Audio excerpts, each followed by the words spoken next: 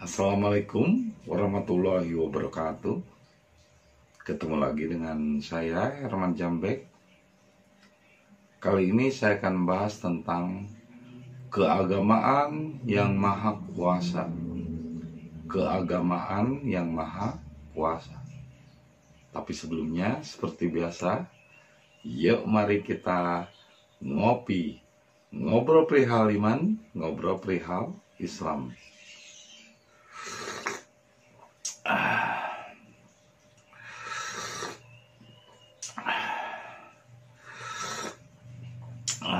Nikmatnya kopi di pagi hari.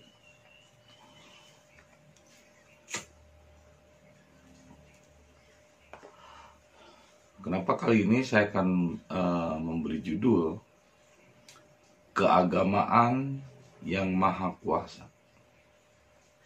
Karena disadari atau tidak, kenyataan yang kita hadapi hari ini bahwa mulut mereka mungkin banyak berbicara Tuhan, berbicara Allah, Allahu Akbar.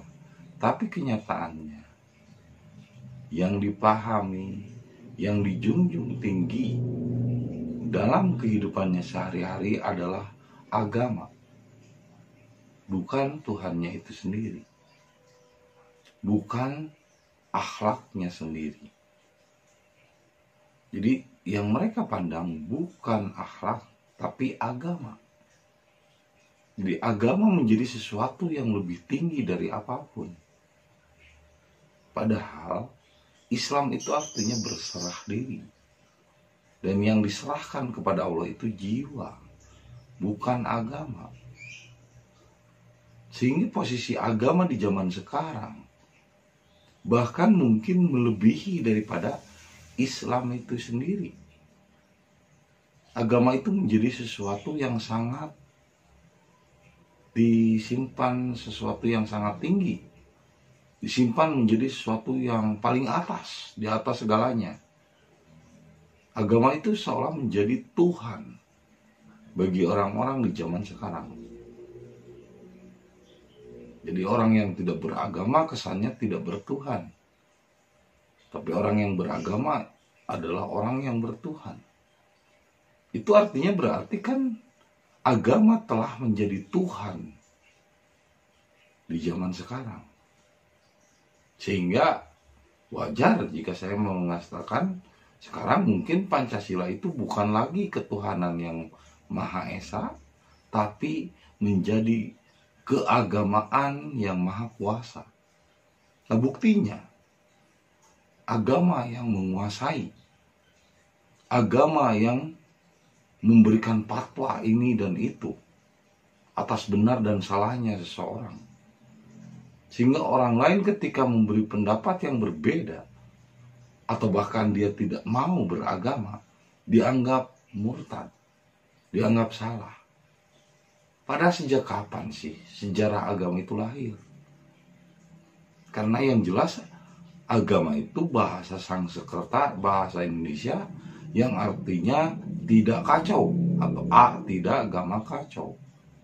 Tapi disadari atau tidak, kenyataannya agamalah yang memberi fatwa. Agamalah yang memberi wewenang. Agamalah yang dijunjung lebih tinggi dari Tuhan itu sendiri. Apakah mereka tidak merasakan? Apakah mereka tidak meyakini bahwa Tuhan, Allah meliputi rasa dirinya? Kenapa harus dijunjung nama agama melebihi Tuhan? Bahkan melebihi Islam itu sendiri. Padahal sudah jelas. Al-Islamu ya'lu wa la yu'la alaih. Islam itu lebih tinggi. Dan tidak ada lagi yang lebih tinggi dari Islam. Tapi Islam bukanlah agama. Islam itu artinya berserah diri kepada Allah. Dan yang diserahkan itu hati, nafsu, dan pikiran. Itulah din atau jiwa. Dinul Islam artinya adalah jiwa yang berserah diri. Jadi tidak ada yang namanya agama di dalam Islam. Coba Anda carilah di dalam Quran. Kalau memang Anda meyakini Quran, kalau Anda memang meyakini kitab, jadi tanpa sadar, ketika Anda membela agama, berarti Anda membela Tuhan. Tapi Tuhan apa? Agama itu adalah Tuhan yang diciptakan oleh manusia itu sendiri. Tuhan yang direkayasa oleh manusia. Sehingga mereka yang mempertuhan agama, akhirnya Tuhannya angan-angan. Akhirnya Tuhannya prasangka. Akhirnya mereka sering berprasangka buruk kepada orang lain. Sering berprasangka yang tidak baik. Sering berangan-angan yang berhayal yang gak jelas. Yang gak sesuai dengan kenyataan hidupnya. Padahal kalau kembali kepada kenyataan hidup, Tuhan meliputi, Allah meliputi semua makhluknya. Tidak terpisahkan. Tapi dalam agama, manusia menjadi terpisah-pisah, terkotak-kotak. Iman menyatukan semua umat manusia. Mau Kristen, Hindu, Buddha, Yahudi, atau apapun keyakinannya. Iman dapat menyatukan. Makanya disebutkan al-mu'min wal-mu'minat ikhwatun. Saudara laki-laki dan saudara perempuan yang beriman, yang percaya kepada Tuhan, maka semuanya adalah saudara.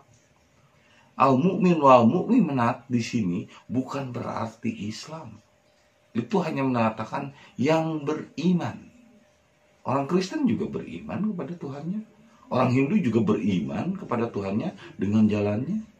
Orang Yahudi juga beriman kepada Tuhannya dengan jalannya. Meskipun tidak satu Islam, tapi mereka beriman, maka semuanya adalah saudara. Kenapa kita harus mengklaim mereka salah dan kita benar? Mereka melihat akhlakmu, tidak melihat keyakinanmu, atau tidak melihat ilmumu. Karena gambaran dari ilmu itu adalah akhlak. Karena gambaran dari ilmu itu adalah adab. Meskipun ilmunya, teorinya segudang, tapi kalau dia tidak memiliki adab yang baik, kalau dia tidak memiliki akhlak yang baik, tetap orang melihatnya akhlak dan adab. Bahkan Rasul mengatakan sesungguhnya adab atau akhlak itu lebih tinggi daripada ilmu.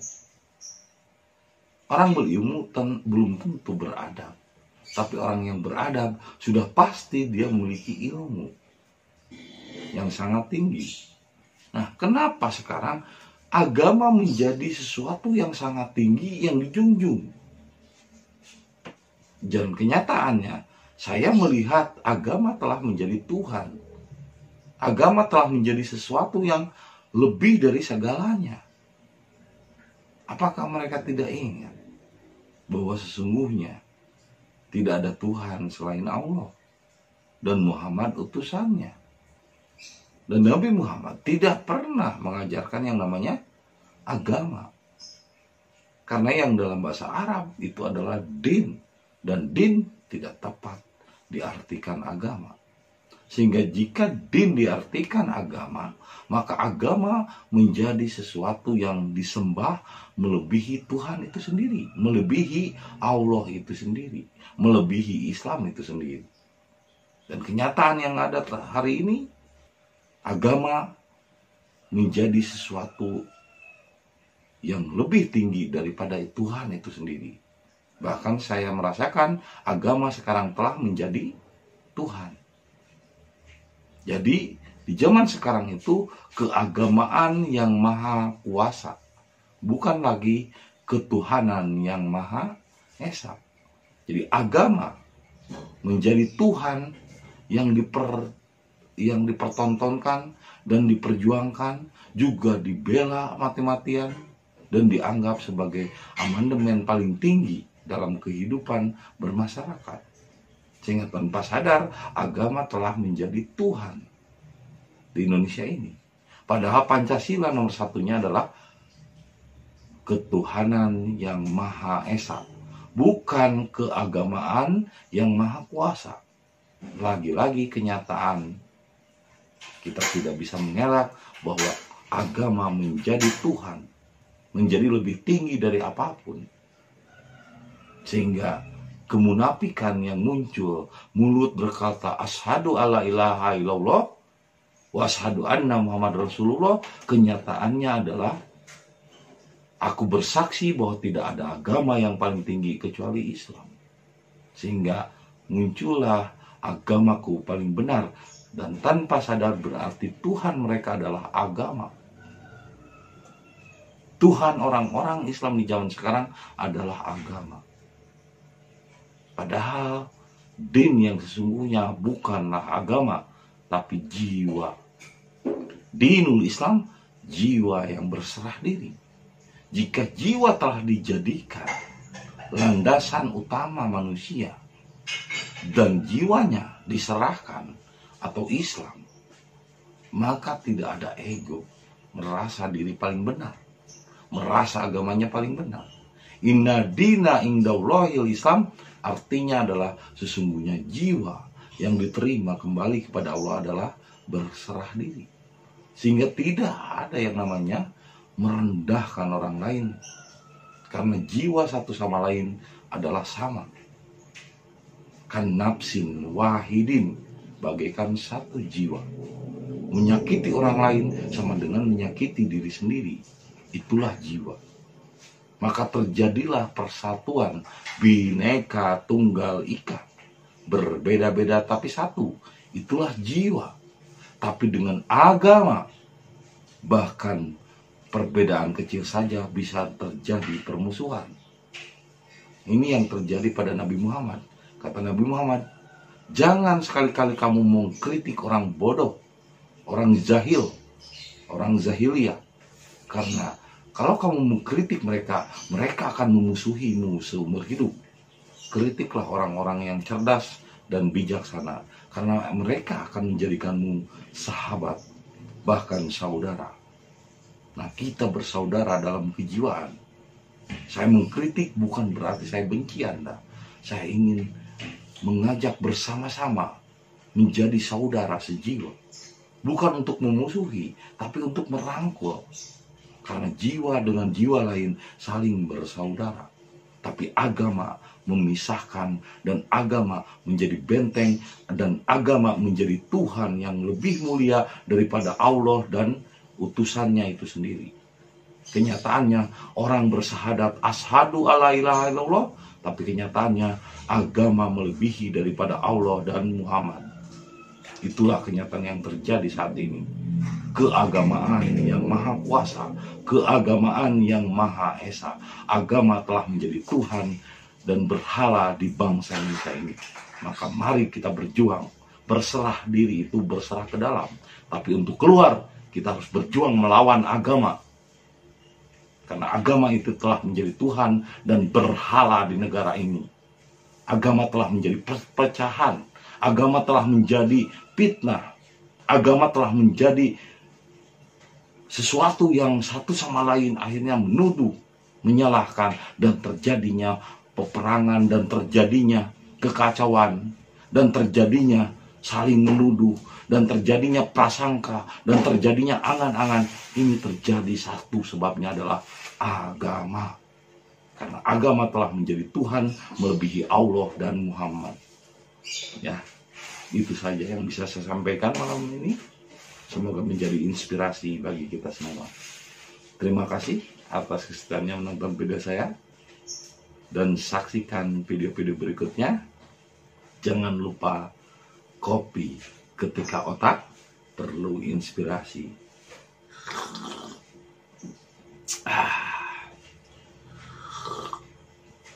Sampai jumpa lagi di video berikutnya.